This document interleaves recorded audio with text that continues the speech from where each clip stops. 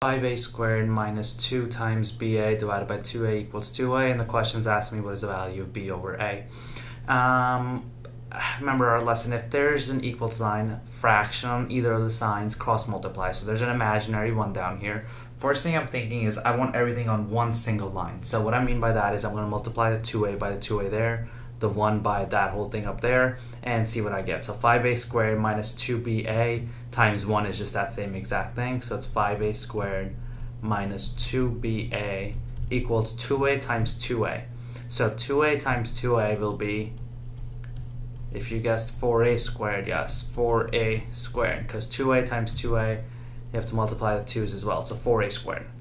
Now what I'm going to do is start combining my like terms. So let's bring this 4a squared over here. So we'll subtract 4a squared over here on both sides. And I'll bring the 2ba to the other side. So plus 2ba over here.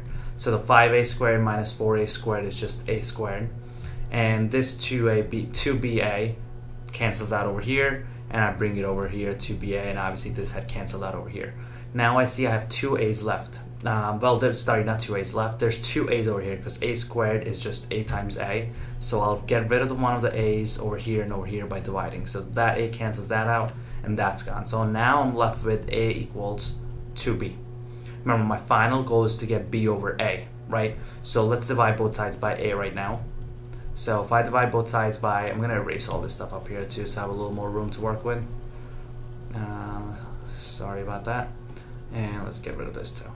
So, and let me just rewrite this over here. So a equals 2b is what I was left with after over here. Alright. And, alright, alright, there you go. So a equals 2b.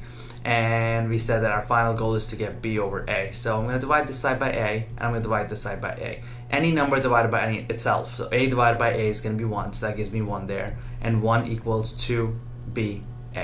Now the only thing I have left to do is get rid of this 2.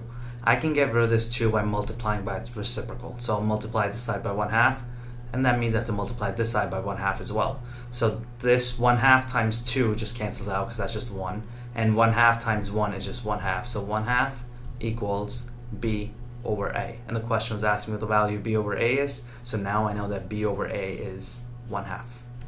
Cross multiply, get everything on a single line, then combine your like terms, and then slowly just start solving for what you need to. So b over a equals 1/2.